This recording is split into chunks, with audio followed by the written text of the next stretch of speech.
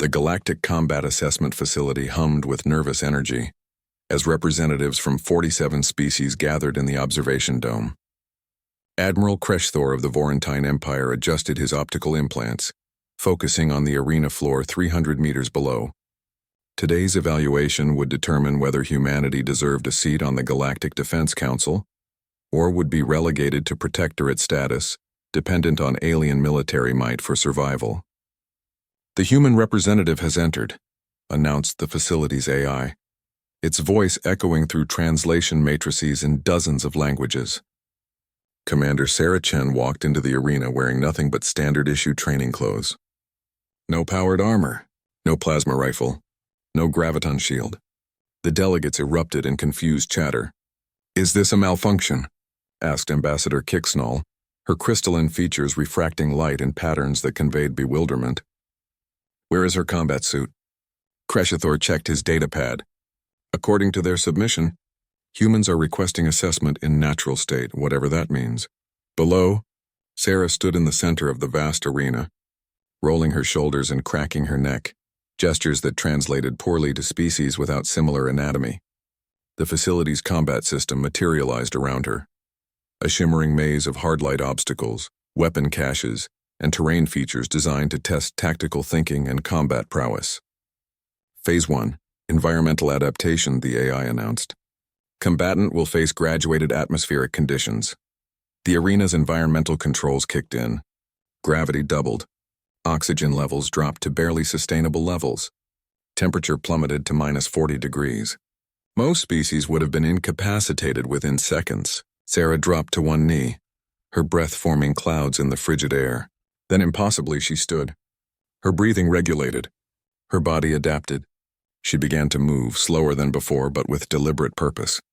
"Fascinating," murmured Dr. Zenth, a Quillian xenobiologist. "Her homeworld must have extreme environmental variance." "Or she's augmented," Kreshthor suggested. "Negative," the facility AI interrupted, having detected the inquiry. "Subject's biological scan shows no cybernetic enhancement, no genetic military-grade modification, no chemical augmentation beyond naturally occurring compounds.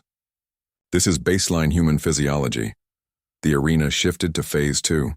Combat drones materialized, sleek, deadly machines programmed with combat data from 1,000 battles. They opened fire with training weapons that, while non-lethal, delivered incapacitating neural shocks. Sarah moved. Not with the enhanced speed of powered armor or cybernetics, but with something else. A fluid, almost prescient quality to her movements.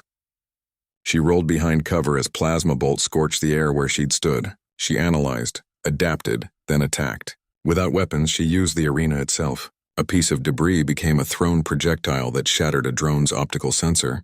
A tactical roll brought her to a weapon cache, but she ignored the plasma rifle, instead grabbing a simple metal bar. She wedged it into a drone's rotary mechanism, causing a catastrophic feedback loop. "She's dismantling military drones with arena maintenance equipment," Kicksnall said, her voice filled with disbelief. "This is absurd." But Sarah wasn't finished. The drones adapted to her tactics, coordinating their assault. She was driven back, cornered against a wall as 6 drones converged. The observers leaned forward. This was where most candidates fell. Sarah's eyes closed for a fraction of a second. When they opened, something had changed, not in her biology, but in her intent. She exploded into motion, not away from the threat, but through it. Her hands struck with precision that seemed impossible for her size and apparent strength. She targeted joint assemblies, power conduits, control nodes, places the drone's designers never expected organic hands to reach, let alone damage. One by one, the drones fell silent. Phase 3. Strategic problem solving, the AI announced. The arena reconfigured into a complex tactical scenario. Holographic enemies. Civilian casualties to avoid. Multiple objectives. Time pressure. It was a puzzle that typically required advanced tactical AI and team coordination to solve. Sarah studied the scenario for exactly 7 seconds. Then she moved. What followed was 17 minutes of pure problem solving made physical. She used psychology against the holographic enemies, triggering their programmed responses to create openings. She calculated trajectories without computers, using angles and timing that exploited every weakness in the scenario design. She saved every civilian, eliminated every threat, and completed every objective.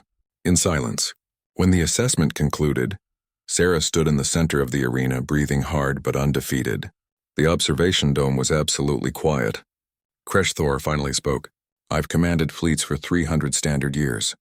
I've seen species that evolved on death worlds. I've watched warriors trained from birth. That human..." He paused, searching for words in a language that had dozens of terms for combat excellence. "She fought like her species invented warfare. Her performance metrics are impossible," Dr. Zenth said, displaying his analysis. "Her body should have failed in Phase 1. She had no business defeating military drones in Phase 2.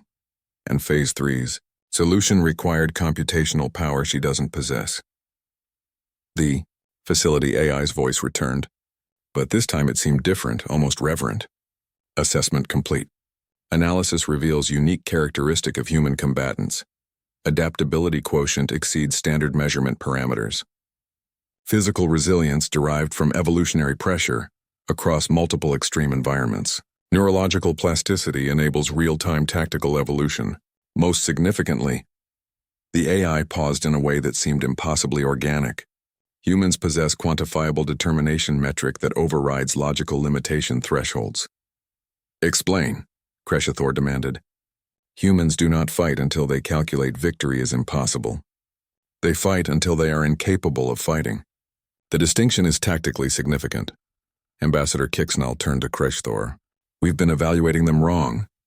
We asked what weapons they brought to the assessment, but we should have asked what their homeworld did to them that made them weapons themselves." On the arena floor, Sarah Chen looked up at the observation dome. She couldn't see the delegates through the one-way transparency, but she gave a small nod anyway. A gesture of respect between warriors. The system recorded her performance metrics, adding them to humanity's file. But it also added a note, one that would echo through galactic military academies for generations. "Caution. Human combatants are force multipliers independent of equipment. They do not require weapons. They are weapons." The vote for Earth's inclusion on the Defense Council was unanimous. Kreshthor watched Sarah exit the arena and made a mental note. Never wage war against humanity. But if war comes, make certain they're on your side. Because a species that evolves combat capability into their baseline biology doesn't need advanced weapons. They just need a reason to fight. And from what he'd seen, humans had plenty of those.